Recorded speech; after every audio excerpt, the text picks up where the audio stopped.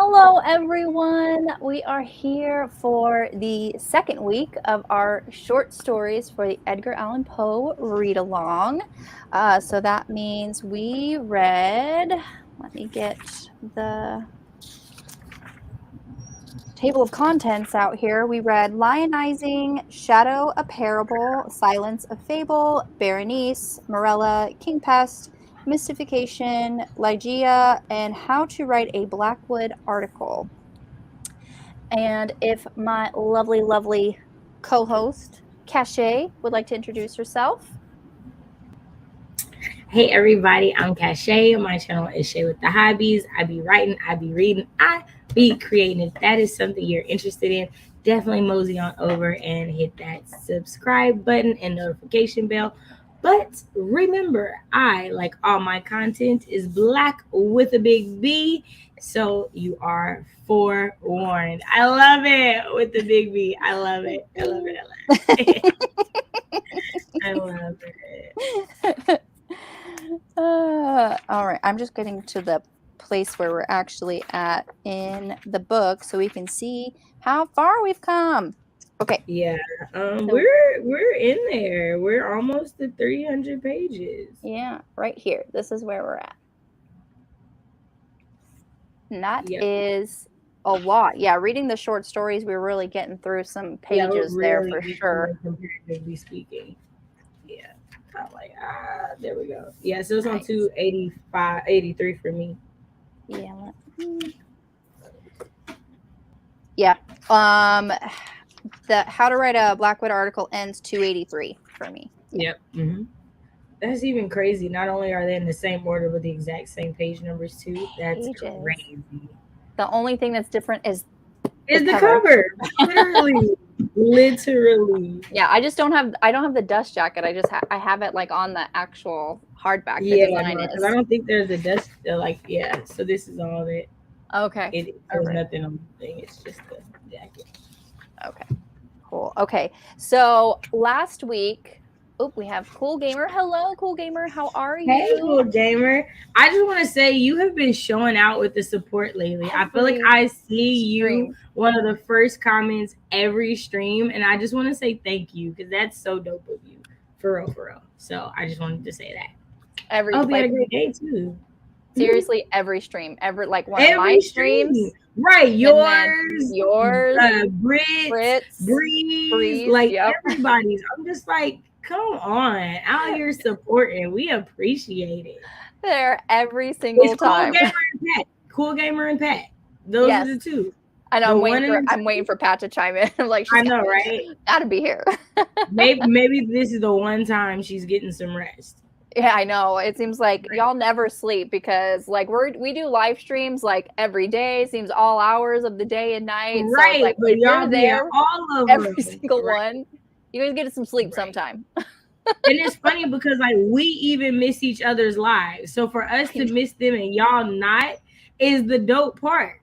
Because like me and Nicole was like, dang, like I'm sorry I didn't like get it. I'm about to watch a replay, or hey, I'm sorry I couldn't stay long. I had to do something else. But y'all be in there. It's the support for me. Exactly. Every single time. Alrighty. So last week, our short stories, they were kind of like, they were comedies, parables with like a little bit of dark humor for sure. This week, I felt like we were getting into the hello, Titan. Hi, Vivi. Like, Mom, love me. He's been on one today. He's been like attention today. Like today, he literally sat there and let me pet him for 10 minutes without moving. Like he didn't lay down, he didn't do anything. He just sat there and just let me pet him the whole time. And I was like, "Are you gonna move?" And he would not move. He would not move. Just wanted the pets. So sweet boy. Vena's here. Hi, Vena. Thank you so much. Vena. Came to hit the like button. We appreciate you so much. Hey, Jinx. So, okay, like I was saying, last week, it was like the more comedy, the more like satire kind of things, as I was noticing in the short. This week, we were definitely getting into like the horror aspect of Edgar Allan Poe's writing, because while some of them still had that satire, you know, like the dark humor, some of these were scary. They were very spooky. Two that immediately come to mind. I think we were talking about this before the live cachet, but Berenice and Morella, those were kind of two very like almost sinister, like sinister as how the narrator was going over, like just describing these two women, and you know, they both like get ill and die. It's like, what? It So was really like, I was like, I really want to know when you wrote these because I'm curious. And the fact that Berenice was your cousin also, I'm just really the curious about like parallels. what's going on. And then Morella, and I'm like, was Morella, were you lusting after your daughter or was this your Thank you wife for the whole saying that. time? Like there was so much going on, and I was like, why didn't we read these in high school? Because I got questions, yo. Like I have Question. questions. Also, to me, they show like very much horror thriller short story. Yeah. Like I did not like the horror aspect was like the teeth for Berenice, but Ooh, outside of that, it had a very thriller esque aspect to it. Reading it, like it was very like, what is going on? There's yeah. so many questions. I need to figure out what is this? Is he dreaming? Is he not? What is going on? Mhm. Morella, the same thing. Like, is she dead? Is she alive? Is she in this kid? Like, there, I was Yeah. like, you further prove to me why you are in the classics category Mhm. Yeah. because you always give me something to think about and talk about, Yeah. like every time. Absolutely. And I'm just, who's doing it like Eddie P, y'all? Who, who, Nobody anymore. who? Nobody. Right. Not short story wise, Not short story. Yeah. novel wise, but short story wise, like this is what I'm at, like this. I'm not gonna lie, I'm getting so much inspiration for what I want to change in the Penelope's Curve short story collection. Like he is showing me how important imagery is, Mhm. how creepy imagery can be, like how well you can really paint a picture with so few words. Exactly. Exactly. Like he's really like the way that in which he is very particular about the words he uses. Uh-huh. Man, Yep. man. And the way, like, especially with Berenice and Morella, there was that kind of mysterious, like, what's going on, like you were saying, like is she dead? Is she not dead? Is it her the whole time? What's happening? You get that kind of reveal, the aha moment at the very end. So you're just like, you're kind of like thrown a little bit. Your mind is blown. And when they were saying like who is doing it like this, with like how he gives so much with just the shortness of everything, kind of reminds me of Stephen Graham Jones. Because if Okay. you've seen a little bit of Stephen Graham Jones's work, a lot of his work are very short. Not short like Okay. Edgar Allan Poe short, but Mhm. definitely in not like novels, more like novellas, you know. Like there was like Mongrels isn't very long at all. That's like Mhm. that's a horror about werewolves. And then oh my god, what is the name of that one book? It's gonna drive me nuts. I'm looking around for it because I have a physical copy of it, but I can't see it anywhere. Mapping the Interior is very, very short. It's kind of like a ghost story, like a not necessarily a haunting, definitely seeing ghosts and things that are not there. um but there it's all like, and it again, it has like this aha moment at the end where everything kind of comes together and you come to the realization of what he's trying to tell you. It very much reminds me of Edgar Allan Poe. So if you haven't read Okay. anything by Stephen Graham Jones, Yeah, no, he's definitely on my list to read, and I did start a buddy read and never got to like finish it, but I do need to like pick it up.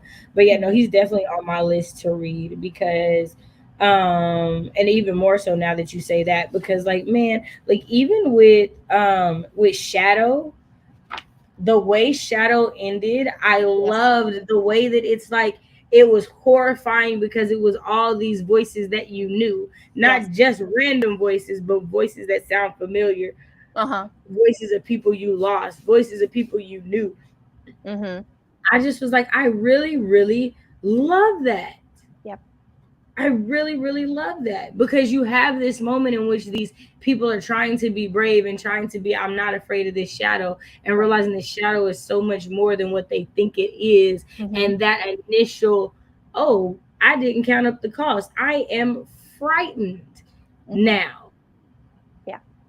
I just, it was 2 pages, 2 pages, I know. two, It's just like two so pages. much is being told in Right. the just so few words. It's amazing. So I do have some questions, and of course we have to start off with the question that I think we've had in every single of our live shows is what Right. was your favorite poem for the week? Other stories.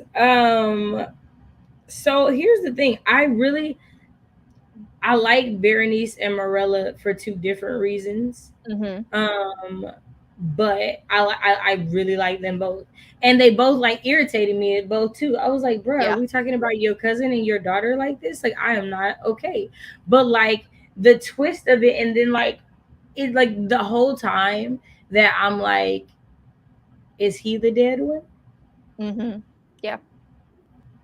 Are y'all both dead, and are you stuck in this loop of being stuck watching over this person? Mm-hmm. Did you take her teeth out of her mouth? Why do you have her teeth? Why are they in your jar? What is going on? And when it said that he reached for muddy clothes, it made me wonder if the grave that was disturbed was yours and Yeah. you weren't alive. And Mm-hmm. so you had something that you shouldn't have had for whatever reason. And I don't know. And I love that I don't know. And I I love know. that I have questions, because that's good horror to me. Yeah. I That's love. good horror when it could be so many different possibilities, and each of them are Yeah. all equally as plausible. Oh yeah, and it's making you think like that. Like you're still thinking about it even after you've read it. You're just like, "Oh my gosh." I'm like, I'm still going to be thinking about that Right. for like, Totally agree. yeah, that's like, and I like you were saying, like you liked Berenice and Morella, but for totally different reasons. It's the twist. It's the twist, right? That you get. It's that aha moment at the end where you're just like, oh, okay, like a Right. little surprising little thing because you know something sinister is happening. You know something. So there's going to be that punch at the end, right? So I did. I liked Berenice because I felt true shock. And when I kind of thought about it and went back a little bit and then also did like some research, I was kind of like it was just like it was that shock and like mind blown. So I really really liked Berenice. And I really liked Silence. Silence was really good. Again, the narrator does this really spooky thing with whenever they're talking, whenever he's narrating like a demon's voice or the devil's voice, he does like the spooky, like raspy, low growly sound. I was like, oh, it's so like chilling. And that just kind of really sticks to me every time that happens. Um, and so yeah, those two were really kind of like in the spooky factor. It kind of almost went up a notch in this week's reading, like this, like the spookiness of it. I don't know if I'm making any sense with that. Yeah, no, no. The spook factor, the horror factor definitely went up this one. Yeah. And so it's interesting to me because in the stories, in everything, he puts he uses women in horror situations more times than not. Yeah. And that's an intriguing thing to think about Mhm. to me. And I think it Yeah. is this interesting, I think it's I'm trying to think of the word that I'm trying to use. This interesting contrast of these like beautiful, timid, small, petite, sickly, Mhm. helpless, because that is usually how they're being described. Right. Like they're in some sort of distress, or they're dainty, or you're putting these women into these very dark and horrible scenes. And Uh-huh. I'm just curious about the mindset in that, right? Right. Because like what makes you, is it because the horror is more intense if you're viewing the person that's in it as a woman, right? Like was that something that as a writer you realized, or was that Uh-huh. something that just happened, because like if you think about it, in most horror films there are usually more females than males. Mhm. Yeah. That's And true. usually the scenes in which the females get killed are the longer, more prolonged scenes, Mm-hmm. and the men are not. And so it's intriguing, the thought process that began to just make me think, because I thought about that, and I thought about, like, even in the poems, usually if it was a really horrifying one, there was some female involved. Yes. Yeah. So And it's just, I was just thinking about.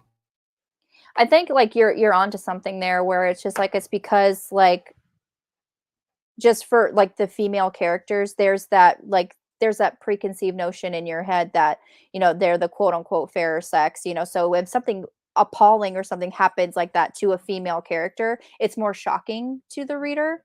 And I think you hit the nail on the head there, because that is it's almost like I want to say yes. Like if like horrible things happen to a female character, I'm just like, wow.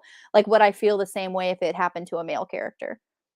Right. And and that's like the other thought process behind it. Is it because, as a writer, whether we admit it to ourselves or not, we're gonna view them as two different things. One of them is going to horrify us more. Right. Right? Mm-hmm. And I just love that you bring that up too, how kind of like contrasting the female and male characters are in his work, because I read an article that, or it was kind of like, I don't know if it was like a blog post, but I did link it in the description box, and I kind of want to pull it up now. And it has to do, it was more so like the analysis for Morella, but the first part of it has some really great insight of just female characters in Edgar Allan Poe's work in general. So let me just pull that up really quick so I can see it. Um, where did you go? I know for sure I oh, there it is. I was about to say. I know for sure I put it in here. Okay. So the title of the blog is Old Style Tales Press. So I'm just going to get the link so I can potentially. And oh, we have more comments. Hi William, how are you? And then we have Heather. Hi. Ooh, cheesecake. Can somebody teach me how to make cheesecake? Because I want some, dang I it. want some cheesecake. I want some. Every time I make cheesecake, it always tastes like overwhelmingly of eggs. And I was like, I know you have to use eggs to make cheesecake, but it's just like, why does this taste like a lot like I could be just having scrambled eggs at this point. And it's whenever I make it, like I was like, maybe I need to use like less eggs. I don't know. But I'm going to kind of share my screen so we can see this. All right, everybody, we seeing this?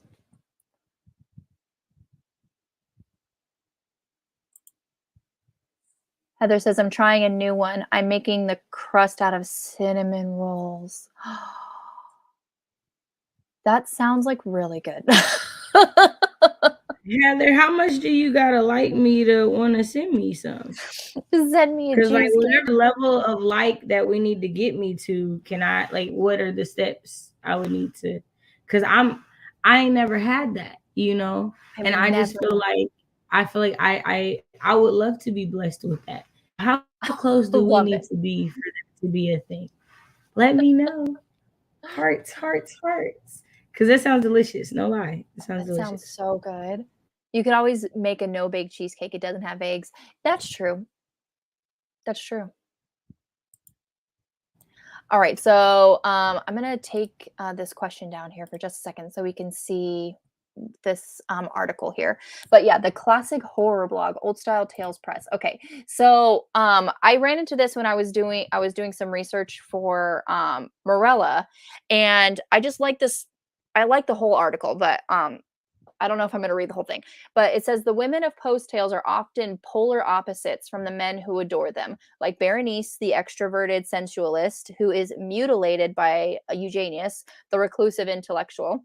They represent what Jung would call the anima. to their male foils, the feminine, communal, earthy element of their own natures, which they would avoid, deny, or otherwise repress until they are plunged into the schizophrenic relationships with their own bifurcated psyches. So it's kind of like this article is saying, like, yes, they're completely different, but they're like two sides of the same coin kind of thing.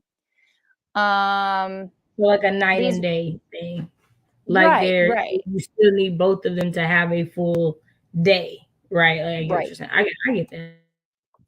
Says these women are poised to provide unity and cohesion to their counterparts' lives, a gesture which the men invariably shun. They are ephemeral and intangible, where their lovers are cerebral and morbid. Morella is a chilling exception. Okay, so they're saying Morella is the exception to what we've already seen, like as women from Edgar Allan Poe's work. So not only does she avoid being a foil to her husband, but the dichotomy of mind and matter exists within her. She masters them both. This tale ponders the dynamic coexistence of logos, which is logical intellect, with eros, which is erotic sensuality. Morella claims dominion over both, which rapidly unsettles her husband, who, though once enchanted by her unorthodox brilliance, is repelled both by her unquestionable intellectual superiority and by her desire to be loved as a woman. His refusal to acknowledge her simultaneous mastery of logos and eros drives her to assert herself from beyond death. So I just thought that was like just super interesting that how you said that, and it just reminded me of this article. So the whole article it's in the description box if y'all want to read it, but I just thought that was pretty amazing. That's super cool. And also the fact that I had no idea that you were going to talk about that article and that was what I got from it is just like on point with like, at least I know that I'm understanding some of what I'm reading because again, your girl needs a whole dictionary and a Latin and French translator to read this. I know. Oh my gosh. Okay, which one had the most? I did a lot of Thank you. translating. The way I panicked just thinking about researching how to send cheesecake in the mail. You know, I don't blame you. You probably have to get some like dry ice or something. I totally understand. Oh yeah. Mhm. I totally That's true. understand. But it's probably doable. I'm just saying. You know what? I did not say that, Heather. I said I totally understand. That's what I said. Okay, no pressure. No pressure. I probably write you no lie. I'd be like, oh my god, cheesecake. Okay, count. No, I'm not. I'm okay. I'm typing at it real fast. Like, what's going on? What is Real happening? fast. Oh, that's so funny. Okay, it was Berenice. Berenice was the one that had all the Latin and the French, and I did translate. Okay. So, yeah. So, okay. So, I'm just gonna we can go ahead and just talk about Berenice since that's one of my favorites, and it kind of just goes with the first question here. What was the favorite? Okay, so so I was getting how I'm gonna call him Eugenius. I think that's how you say it. I'm not sure his name. Okay, so in mine, do you have these weird letters that are touching in yours? Yes. Okay. Okay. Yeah. I think it's I was like like, it's a how much special like accent or something of how you say his name, but I don't know. right. I was like, how am I supposed to say this? What is it? How am I supposed to say this?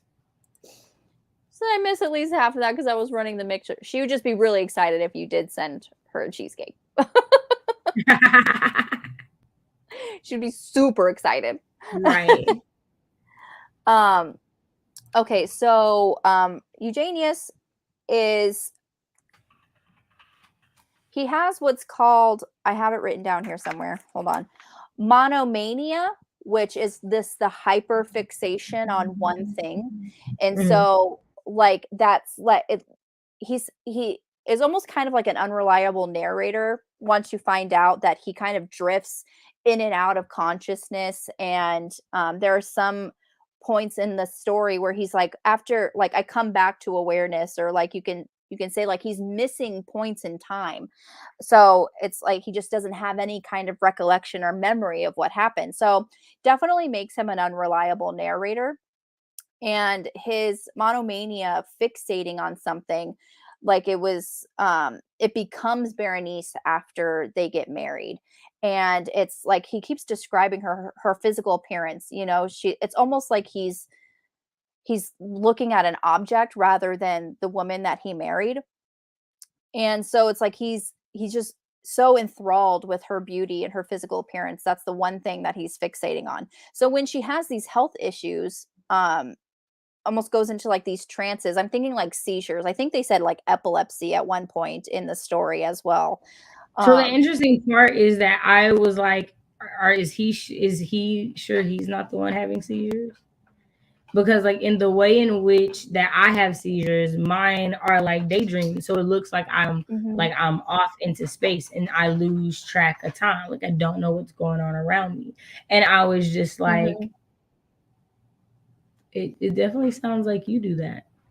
It definitely Yeah. sounds like you have these issues. That's why I was like, I don't know, he's not dead in the story. Like, I don't know Right. that he hasn't died because of his negligence. Like, because of Mhm. what I was thinking of that. So I think that's so like no, because they say epilepsy like twice in the story. Yeah. Okay.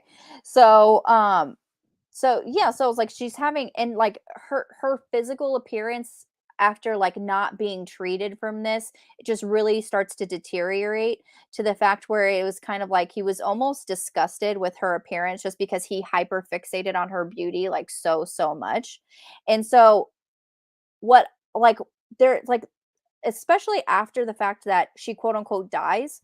And I say quote unquote because there's a part in at towards the end of the story where he's like he's coming back to recollection, or he's coming back to awareness, and he's covered in these dirty muddy clothes, bloody clothes as well, and there are teeth in this box, and the servants are running in and they're saying like Ber- like Bernice's grave is like it's disturbed, and she's alive, like they're like she's not dead. So that's kind of thing, like they were her like her episodes or trance, like it looked like she was dead but she wasn't dead. So when the servants came up and said like, oh yeah, she perished in the night or whatever, I was just like, she's not dead, like she just seems like she's dead, because those are just how her seizures, like how they present. I was like, she's not dead. So they buried her alive. Like that's what I'm thinking. I was like, they buried her alive. And like he was also like really hyper fixated on her teeth. And so I'm thinking like one like when she died and they buried her, he didn't have that thing to focus on anymore. He didn't have her teeth to focus on anymore. So he kind of went in one of his trances and he's like, I'm going to get those teeth back, and dug up her grave and pulled her teeth out. Like, that's what I thought. Okay, so I thought, because it doesn't say her, it just Mhm. says that it says some broken sentences I heard. Mhm. He told of a wild cry disturbing the silence of the night, of the gathering together of the household, of a search in the direction of the sound. And then his tones grew thrillingly distinct as he whispered me of a violated grave, of a disfigured body enshrouded, yet still breathing, still palpitating, still alive. He pointed to garments. So I was like, he didn't run in the room with garments because it Mhm. says he tiptoed in. So I was like, was he pointing at your clothes? Are Mhm. you the thing that he came running to? This is the direction of the sound.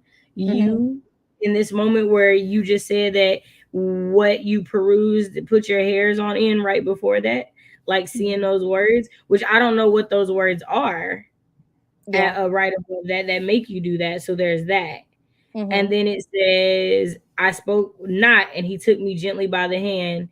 It was indented with the imprints of human nails. And then I was like, that's an interesting way to say that he grabbed you, Mhm. like as if you're not completely flesh. Uh-huh. And then he directed my attention to some object against the wall. I looked at it for some minutes. It was a spade. And Mhm. so then I was like, okay, I don't know what's going on, because then we get the box of teeth. So I don't Right. know. I don't know. What did your research say on this one? Because I'm curious. Yeah, it was it was literally just saying that he's an unreliable narrator, and that I didn't see any that like it was actually he was the one that was dead. I mean, it could, Right. it could quite possibly be, Yeah. but it was literally just how Eugenius drifting in and out of awareness. He could have very well um like dug up her grave and like pulled her teeth out because he just wanted her teeth, you know. And it also said that Berenice wasn't actually dead. Like they buried her alive because even though she was in one of her trances, um it just seemed like she was dead. She wasn't really dead. So the fact when the servants come rushing in and they're just like her grave has been, or the grave has been tampered with, there's a bloody shroud, um but she's alive. And so that kind of that's why they were saying like they accidentally buried her alive, which is a thing that happened Right, kind right. No, I know that's the thing that happened. I'm more so curious about how she didn't wake up when he yanked all her teeth out. all of her teeth out. But that's the thing, like we don't get when he's actually yanking her teeth out because it was when he was like not aware of anything. It's like when we're getting just the snippets of when he's coming back to consciousness. So Like do hold we think that he did her teeth while she was still like, well, she never died. So but like before she got sick, and that's why she got sick? No, she never died, but they still buried her. It was after the fact where he was like, Right. So I need that's her my thought teeth. is like if he buried her, right, Uh-huh. and she doesn't, they like, to me it reads like they just found out in this moment that she was still alive. So Mhm. like if he pulled her teeth out before that moment, but she was always alive, that didn't Mhm. bring her out of her trance. All 32 of them hoes getting pulled out her mouth. I know. That's what I'm wondering. I was like, maybe that was the scream. That was maybe the scream is like her like screaming bloody murder because he's pulling her teeth out. Oh, so we think maybe he had just done that. Yeah. Oh, okay. So I'm just it was very like, ooh, I was like, Okay. ah. Yeah, that's how I read it. I mean, it's the fact that, it's with like you were saying, like it doesn't have like it didn't say like her grave or like, it's kind Right, of or her body, or she was palpitating. Like it's very right. generic. And he Right. does use pronouns for her, like possessive Yeah. for her, so you know that they exist. So it's not like again, I feel like he's very deliberate. So that was the Right. other reason why I was Mhm. like you tell that the man tiptoes, but you don't tell that he came in with garments. So what muddy garments is he pointing at? Right. Mhm. Like is it like you were saying like a burial shroud? Is it pants? Is it trousers? Is it a dress? Like any kind of differentiating so we know like who's actually he's talking about. But let me hold on cuz this one did have a lot of the um Latin and French. Okay, so at the beginning of Berenice, page 227, let me get to my notes here. There's Latin on the very top there. And it says, it's the header. It says it translates to my companions told me I might find some alleviation of my misery in visiting the grave of my beloved. That's what that means. Okay, well then that would make me think that he dug her up. I could get that now. I can see that for sure. Heather saying hearing these snippets of the stories are wild. Man, it is. Hey, Day. Hey, Yeah, how no, are it you? definitely is. It's so like it is. It's kind of like it's very like what is going on here. And the next part is when he was talking about how he let's see here. He's talking about his books. It goes page like 229 to 230. He's talking about these Hmm. books and St. Austin's great work, the quote unquote the City of God. Um and there's a paradoxical sentence, and that's another Latin phrase. So it means that the Son of God died so is entirely believable simply because it seems so absurd that he would do so. That he rose from the dead is certain because simply because it is impossible to do so. So it's like believing that God rose from the dead, or Jesus, his physical manifestation, rose from the dead. He has to believe that it happened just because it just seems so like absurd. Like it's so impossible that that happens. Right. Like, of course it's true, right? And Right. so that's just some of the works that the narrator has been reading and like fixating on. Hmm. And then there are two French phrases, page 232. And one is saying of Mamselle Sally, it has been well said. And that first one is just, it says, all of her steps were sentiments. And of Berenice, I more seriously believed, and that French phrase means all of her teeth were ideas.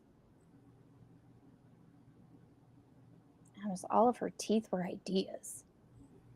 Like, why are you so fixated on her teeth? Why? Oh my gosh. Okay. So okay, so maybe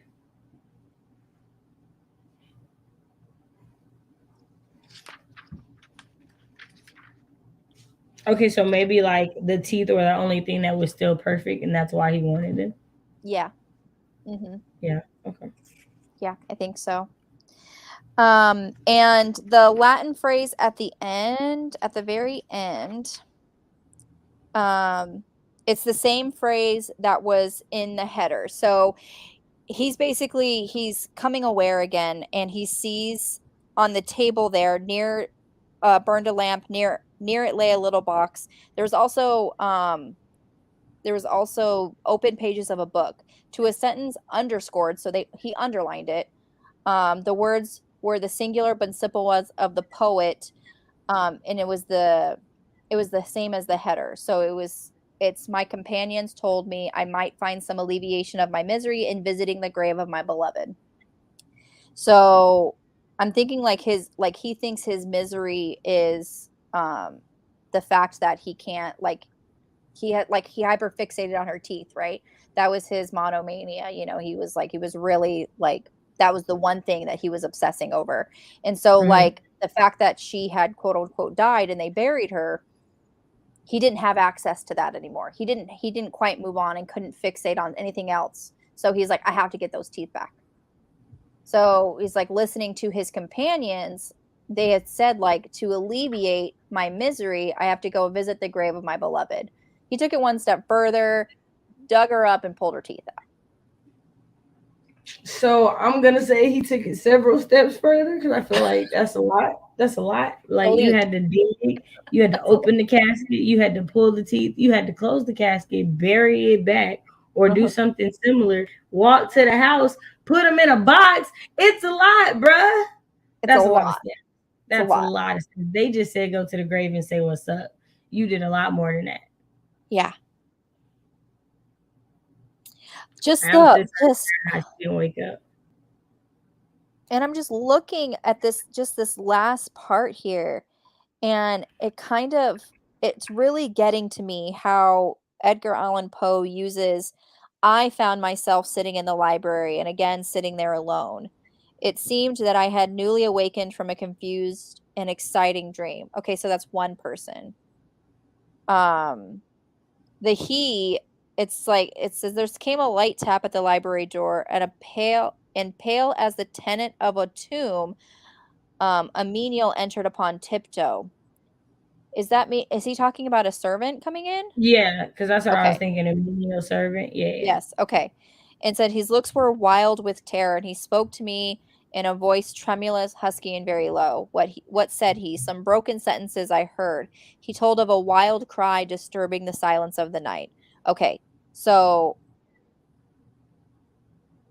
we're thinking that like that wild cry was Bernice, because she wasn't really dead. She was just buried alive. And that was Bernice crying out because he was pulling her teeth out. Right. And I'm just trying to figure out how he got from Berenice to the house for y'all to come in and see him, and y'all missed all that.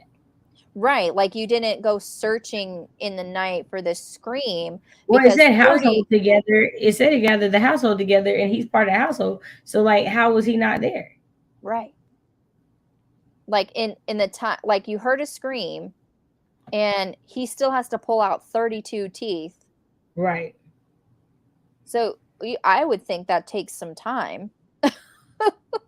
Like, you would That think that they would, like, find him doing it unless they I don't know. Yeah. right. It's like I got so many questions on how you were able to make this possible. Right. So he told of a wild cry disturbing the silence of the night, of the gathering together of the household, of a search Mhm. in the direction of the sound. Okay, so they did search. And then his tones grew thrillingly distinct as he whispered me of a violated grave, of a disfigured body enshrouded, yet still breathing, still palpitating, still alive.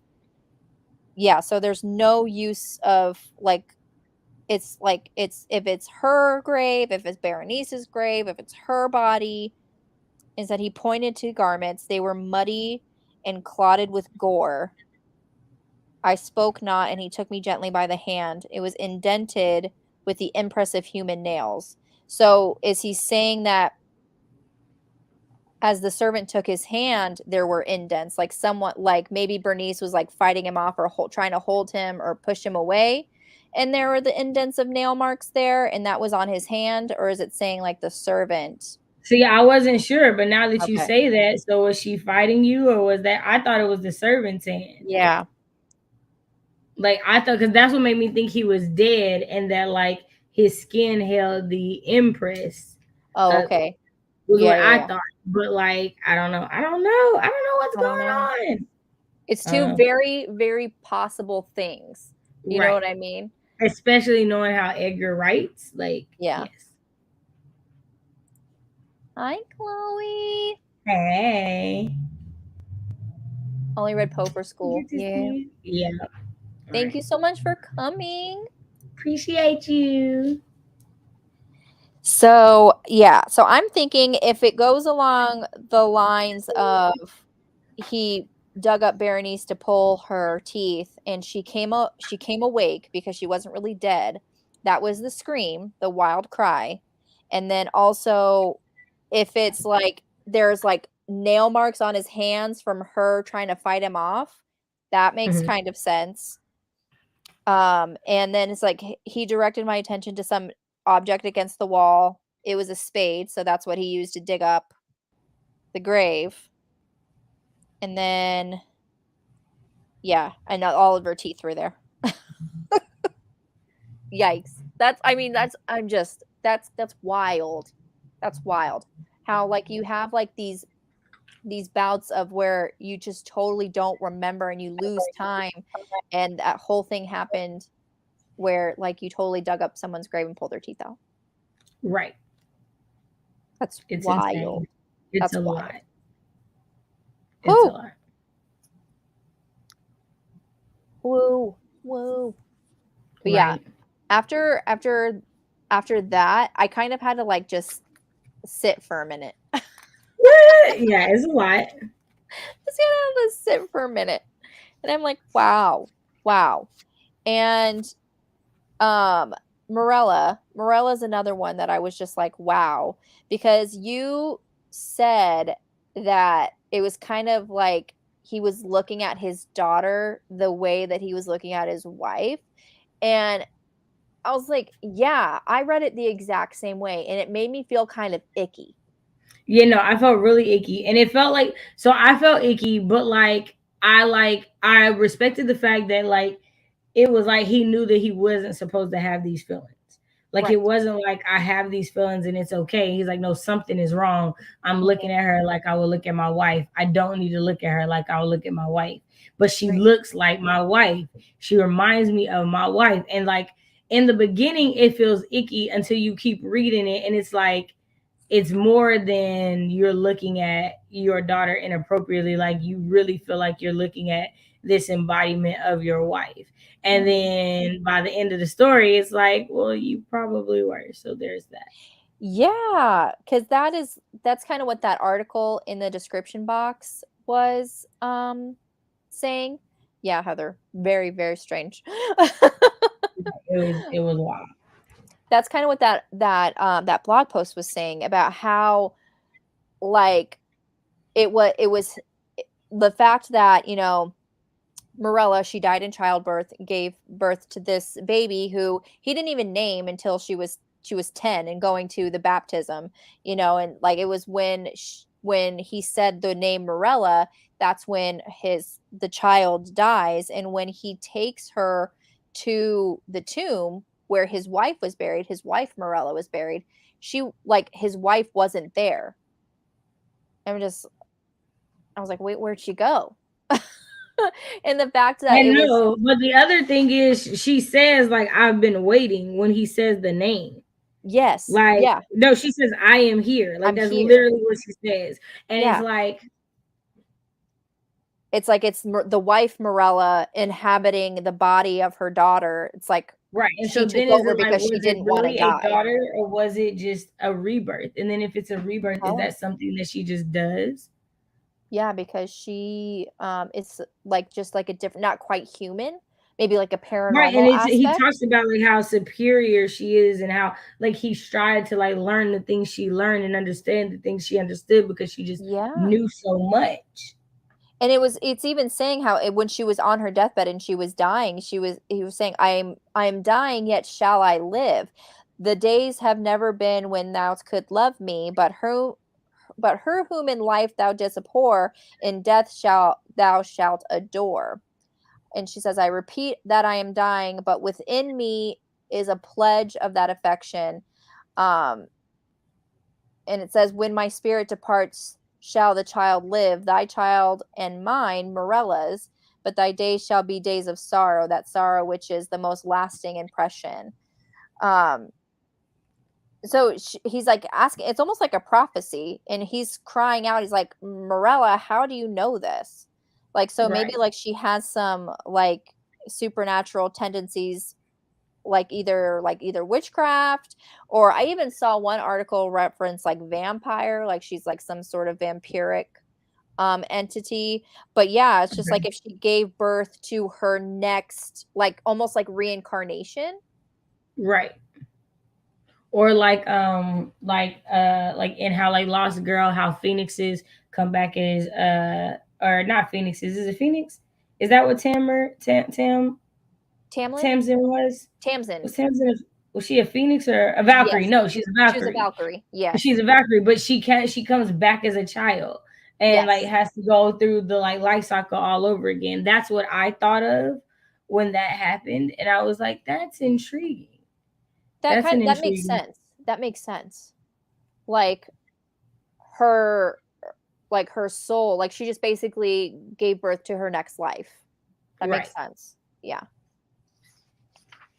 And Not it like just makes sense in actuality, makes sense for Edgar Allan Poe for people. this story. Yeah. Right. Cuz I For was just Edgar Allan like, Poe. You're like, no, that totally makes sense. that That makes makes sense. sense. Yeah. Yeah, yeah, yeah. Yeah, it says, okay, so Morella, meaning the child, this is at the very end, 238 here. Um, it says, but she died, and with my own hands I bore her to the tomb, and I laughed with a long, bitter laugh as I found no traces of the first in the channel where I laid the second, Morella. So, Right.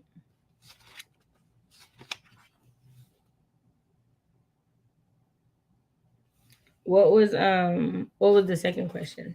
second question is what poem did you find the most difficult? I did not understand lionizing at all. I did Okay, not know what was going on in lionizing.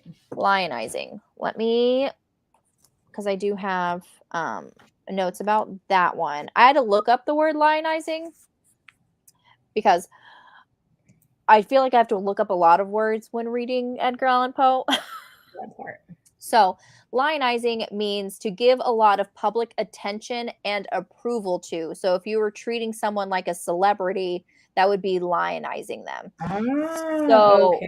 that kind of makes sense, that being the title, because this young man, he has like this perfect nose and he takes up quote unquote nosology and as his career, and everyone thinks so highly of him just because he has this nose, right?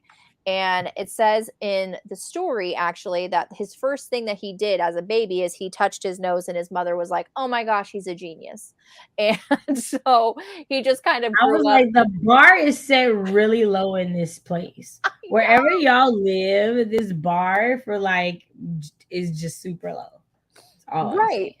So I'm just like, okay, he grabbed his nose, and you're all like, Eureka, you know? So it's like, but yeah, he's like, his whole life, he's studying nosology. And um, it's at the end where he cuts off another man's nose. It's like there's this duel going on, and he cuts off this other man's nose, and everyone thinks bad of him now. And so the ending thing is when he's talking to his father, and it was just like his reputation is hurt because he cut off this other man's nose. So I'm thinking this, like, it's satire about high society, like people in high society, they look down their noses at you, and but just one thing can make them fall quickly from grace, especially around this time period, where especially if you were a woman, if you were found alone with a man, it's like, oh, if you don't have a chaperone, you're kind of like, you're ruined in polite society, kind of thing, like you were compromised. But yeah, so that's what kind of, like, I got from that. So what I got, I guess what my thought on it was when the dad was like, it like, paraphrasing, it read to me like, um your nose isn't as beautiful when you're standing next to somebody without one. Right? Like, so like I feel like it was more so like a, like, nobody's gonna praise you for being better than this person that doesn't have this thing. That's Hmm. why, right? Like, when everybody has noses and your nose exists and it's the prettiest, then that's one thing. But when Hmm. you put yourself next to this person that doesn't have what you have, Hmm. like, at all, your nose doesn't look better. It looks like something that this person doesn't have, is what I Right. kind of got from it. And Yeah, I think it absolutely. just, to me, it made me think about just like the haughtiness and arrogance of like privileges that we all have and don't Yeah. necessarily think about or Yeah. realize, right? Like, so like the way, like, even just thinking about how like different conversations we've had about, like, in the booktube community, about how people don't think about how everyone doesn't have access to books, right? Yeah. Like, they don't realize that. So when you are having the conversations about downloading books and how bad that is, you don't look, it doesn't look the same when you're having that conversation from America versus places that don't have libraries, and that's what they have to do to be able to read anything, because Uh-huh. what is allowed in their country is so different. Like, that's kind of what I thought about in it when I was like, and I felt it was interesting to me because I felt like this felt like more of a parable than the one that was called a A parable. Like, parable. it felt like Yeah. this thing that you, everyone has like hyped you up your whole life about. This is Uh-huh. everything that you work for. This is everything that you're supposed to be. And you should feel proud of it, but it doesn't look the same next to somebody that doesn't have what you have, was what I got Yeah. from it. But I was like, is that Absolutely. what I'm supposed to get from it? Because Yes. it's weird. It's It weird. is I weird. was really at one point trying to figure out if they were actual lions. And it was like something about lions' noses and just the way they moved their noses was on point. Like, that's how messed up I was about this story. But I love that. It's like, it's a weird story to tell to get that point across, but it still did, though. And that's amazing. Right. Heather says, I feel like I really need context clues for poetry or song lyrics. Yeah, like I need to read like some sort of analysis. Like, someone smarter than me, tell me what this means. So when I go back and reread it, I'll be like, oh yeah, that kind of makes sense now that I'm reading it. Oh yeah. And I definitely feel like I understand his short stories way more than when we were doing the poetry. Like, I feel like the poetry was so, sometimes so abstract, and I'm like, it's going over my head. I can't. There's too many things I can't grasp on one thing tightly and say I understand it. Right, right. Um, I actually found two poems to be pretty, like, I still kind of don't know what the point or like the meaning or the what we were supposed to get from it. And that Uh, was King Pest and also Mystification. So okay. I get what the stories were about. So in King Pest, it's told during the time of the Black Plague. And so two sailors have come back into port, into London, and they get drunk at this tavern, but they run out on their tab. They don't pay the tab, and so the barkeep, the woman, is chasing them, and they go through, especially during the time of the Black Plague, certain avenues and streets were cut off because it was like a highly dense, people have the plague there, or that's where they chose to bury some of the dead, or that's where they chose to store the dead.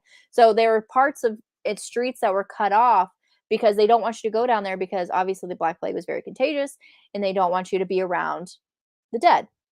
And so to kind of get away from the barkeep, they went down one of these avenues and they run into this secret meeting, and something happens where the guy that's holding the meeting orders them to drink something. They say no and run off, but they kidnap two of the female members that were in this meeting, and that was basically it. I'm just like, what are you trying to tell me? What are you trying to tell me here? I was like, whatever higher meaning or like deeper meaning that you meant to give us, I don't get it. I don't get it. Yeah, I didn't even get to that one. I didn't even get to that one. So I have Yeah. no clue. So, I mean, I even tried looking up some like analysis, or kind of like, what is this even saying? And I really didn't get a whole lot for this one. So I was like, maybe it went over everybody's head. That part. Maybe Maybe it everybody was did. like, I don't get it, but he I wrote don't it, know. so we're gonna keep it in there. Right, exactly. So I'm just like, okay, I guess it's, I don't, maybe it's just supposed to be funny. Maybe it's just like I didn't get it I at all. did think lionizing was funny. The Yes. naming was hilarious. The way that it was like Mr. So and so and like that, the way people were named had me giggling. Yes. I was like, we're really having this whole short story about this man's nose being so perfect that he created a whole career out of studying noses. Right. I mean, And like kings and queens marvel at his nose. I was like, really? right. This That's is a the thing? nose. That's a That's nose a there. nose. I ain't never seen a nose like that nose. You sure? That's a nose. You sure? Oh my gosh, that's so funny.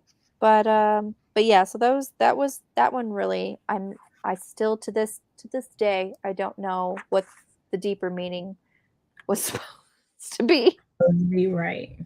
So, but yeah, that, I mean, those are the two questions that I had. If you have any questions. I don't. And I know we're gonna talk more about how to write a Blackwood article next week. So Yeah. yeah, so we don't have to talk about that one tonight. No, that's all I had. I like the ones that I got through. Definitely way spookier this week. Yes. I feel like next week is the first week where there are ones that we've heard of before. Yes. But we're not discussing them, right? Or because we're just doing the conversation. Right. We're just doing Right. the so that's Right. So we next have week. 2 weeks to read the next section. Yeah. So next week we're going to be on Cachet's channel. We're going to be talking about we're having a discussion on racism in classics. Um and then the following week is when we go back to reading the short stories. So it starts with The Devil in the Belfry, which I've heard of that one. So The Devil in the Belfry, The Man That Was Used Up, The Fall of the House of Usher, William Wilson, The Conversations of Eros in Charmini, I don't know. Some Account of Stonehenge, The Giant's Dance, Why the Little Frenchman Wears His Hand in a Sling, In- Instinct versus Reason, A Black Cat, and The Businessman. That's 9, right? So those are the 9 that we're reading, not for next week, but for the week after. Oh, okay. So I guess I haven't read anything because I thought the Black Cat was the Black Cat, but it's not. So it's a different story. So I haven't read any of these either. Instinct. So Yeah, I was looking at that. I was like, instinct versus reason. Is it going to be like some like explanation or like right, expanding on the black cat yeah. So I feel like it'll be June before I actually will get to one that that I've that actually I read? actually read. Yeah, because the Mask of the Red Death, the Pit and the Pendulum, the Telltale Heart, the Black Cat are all in that same week. Yep. Mm-hmm. So that's funny. Yeah, Okay, we're getting into stuff that I've heard of. Like I've heard heard of The of, but I Devil and the haven't read. Belfry, and I've Right. heard of, Fall of the House of Usher. I haven't read those two, but at least I've heard of it. Like Yeah, I've these heard of those two as well. first 2 weeks, Didn't haven't know heard of a any. single one. Right. And But I yeah, like them. I really liked Morella and Berenice for what they were. I really did. yeah, I really did too. Just because, just like it kind of like just the reveal blew my mind. Right, Like, right. The whoo, way that I did not know where you were going, and then when I got there, I was like, "How did we get here? how did we get here? How did we get here?" Yeah, But he's definitely like making me want to rethink a lot of stuff with Penelope's Curve. I'm like super excited. I'm excited because I feel like Penelope's Curve is great on its own. And then getting all this information and just learning different ways, like almost from the master. Like we're doing a master Right. class right now. Right. That's what it feels like. It was like and then when I had the question the other day during the live and it was like writing advice and I was talking about like how it's like read a lot. Like I'm learning so much from reading his work.